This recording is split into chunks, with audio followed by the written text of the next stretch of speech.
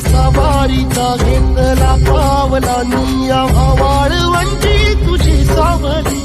गळा भेट घेण्या भीमेची निघाली तुझ्या राम घोषात इंद्रायणी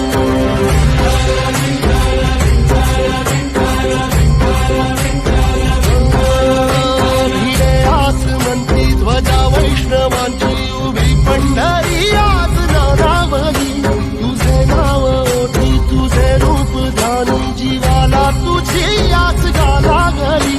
जरी बाप साऱ्या जगाचा परी तू आम्हाला करांची तू माऊली